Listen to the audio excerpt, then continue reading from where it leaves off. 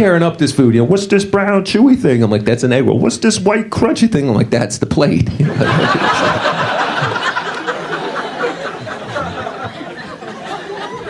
So we went to the prom and we danced and took the picture in the big wicker chair with the phone that's not attached. That was very 80s. And then, evening wound down and I went to go drop her off. And I was like, well, Luana, I just want to say it. And this time I want to say goodnight. She was like,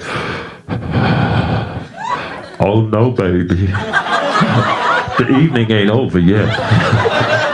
The biscuit's going in the gravy. The white meat gonna get seasoned. I was like, can't we just be friends? She's like, what are you, gay? I was like, can you keep a secret?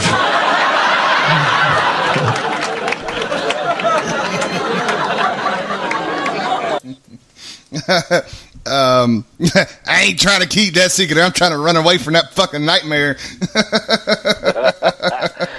Oh, fuck.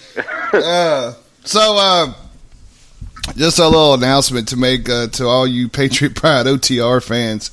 We're gonna Michael Mayhem has got some family stuff he's gonna be going and enjoying and stuff here. So of course, everybody that works within DGN and BWI and stuff like that, we all gotta have some family time, some break time and stuff like that. So keep Mayhem in your prayers and stuff, and go enjoy your family time, brother, and all that good stuff, and we'll hold the fort down and stuff for you. So Patriot Pride OTR will be back soon.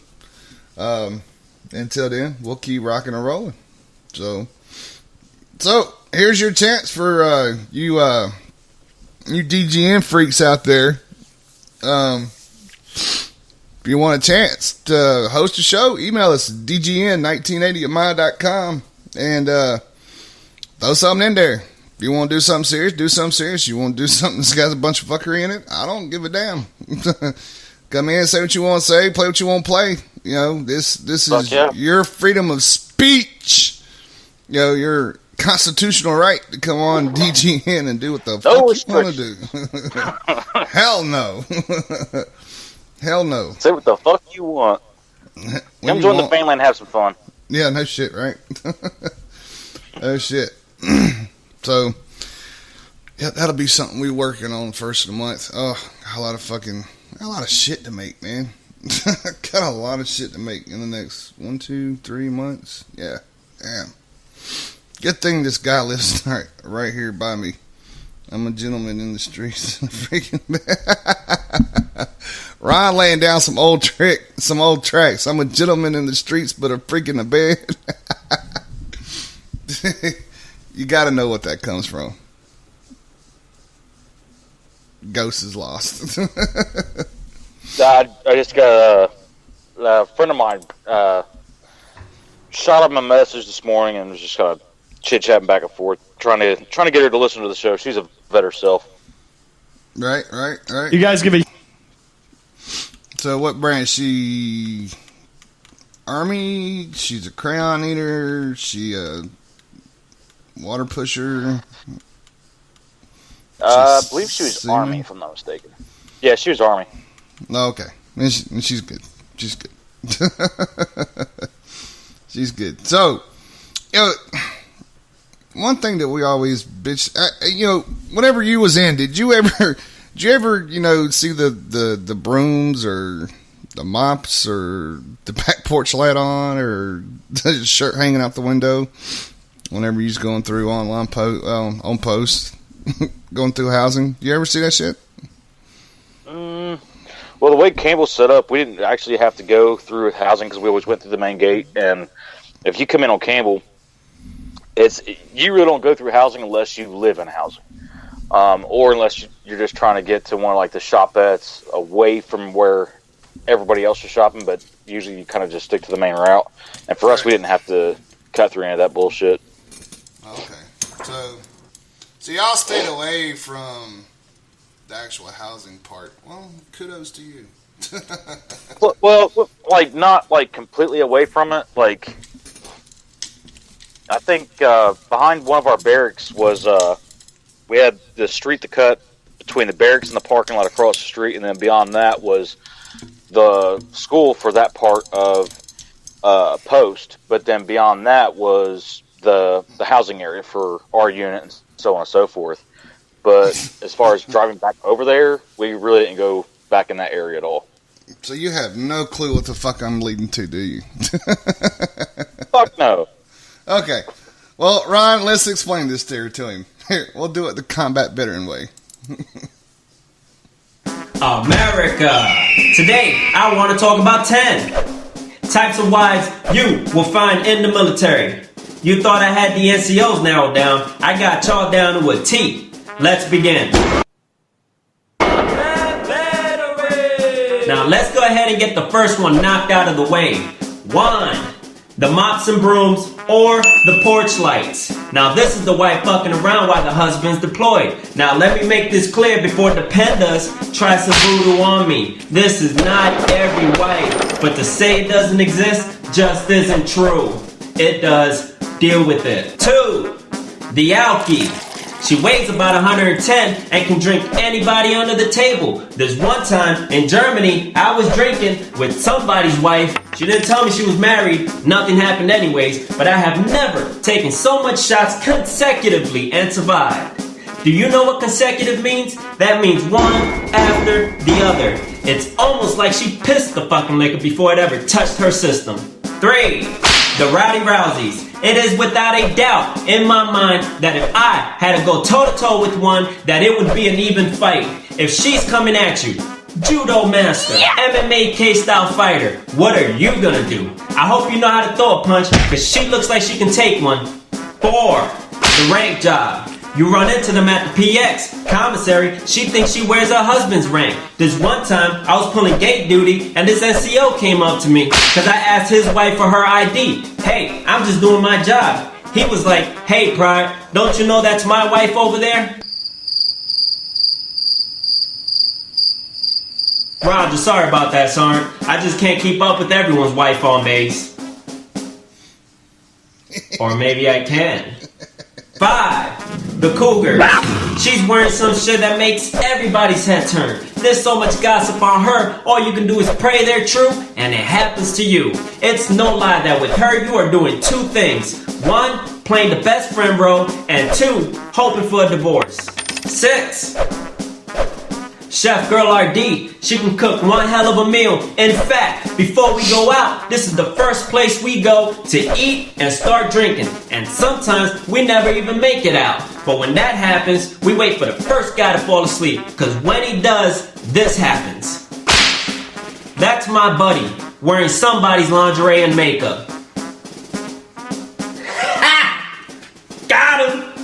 Ha ha! 7. The Lorena Bobbitt. This chick will cut you if you try to cheat. Oh, you thought you had PTSD. The fact that you might have thought about cheating is enough reason for her to think that you need to bleed. Domestic terrorism, my friends, when you don't feel safe at home. 8. The binos. Oh yeah, she got eyes everywhere. And guess what? She's in charge of FRG. She knows exactly where you drink, who you were with, and how long you were there for. By the time you get home, your wife and everybody in the housewife club already know what you've done. 9. The price tag. They say love don't cost a thing, but this chick spent your entire deployment money before you ever got to see it. No new furniture, no new car, but you got a bunch of new credit cards waiting to get paid off. 10.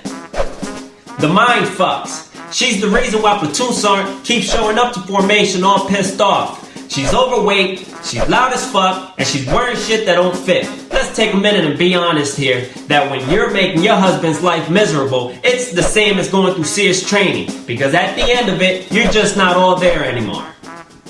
And this concludes my 10 types of wives you will find in the military. You stay free, America. So, there you go, buddy. Beeson hit it right on the fucking nose, man. He said, mop on the porch means daddy's away.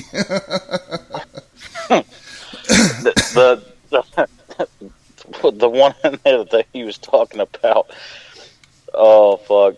there's a guy that I know very well, and there for a while, him and his old lady were split up, and he would tell us these fucked up stories about these chicks that he would run into, and I don't know where the fuck he finds these chicks, but these chicks are fucking crazy, like not just a little crazy. No, I'm talking batshit out of their fucking mind crazy.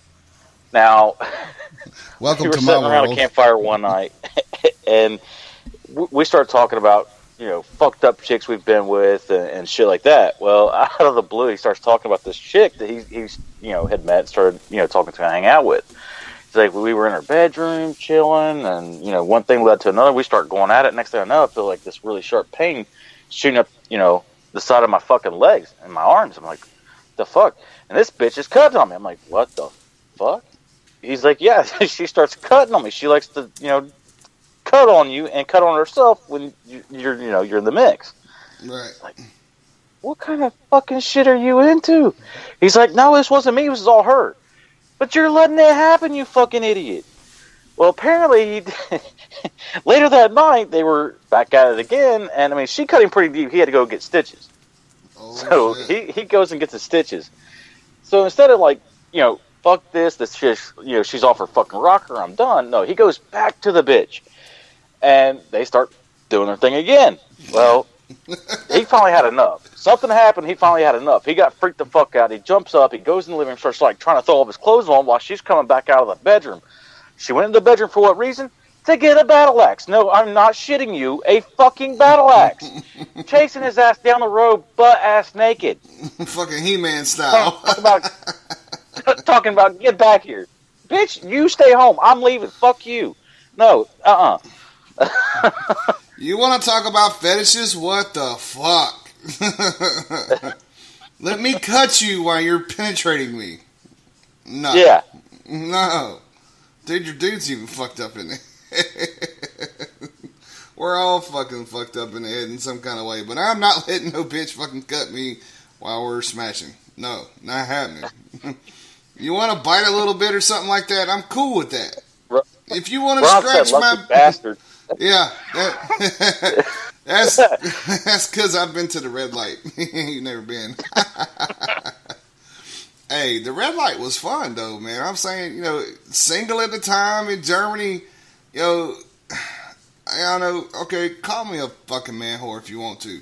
If you're a fucking male or if you're a lesbian and you go to fucking Germany, your ass is going to the red light district. I don't give a fuck who you are. Well, there are men out there who wouldn't do it because they're married. Kudos to you guys. But I was single. I'll tell you that it is. It's straight up like fucking. It's like a live catalog. You're just walking down the road and you're just waiting to find one that you want.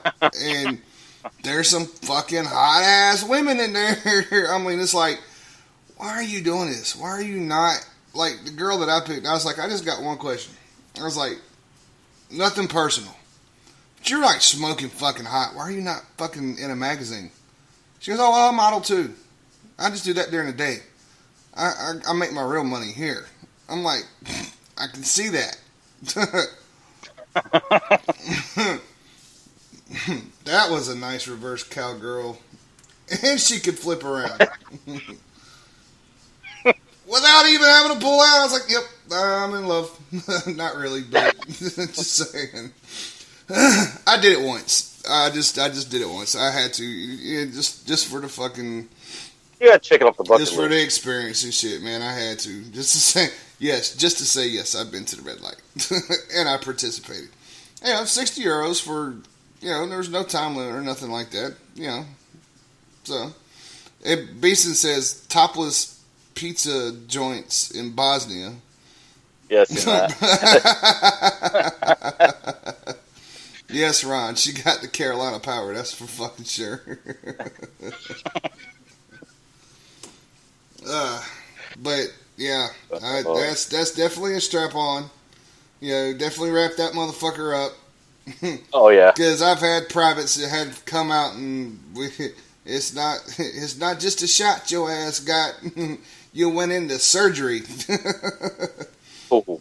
Yeah, some of them. I mean, they're supposed to get checked from what Yeah. you know we're Yep. explained to us, but somebody always slips through the cracks, and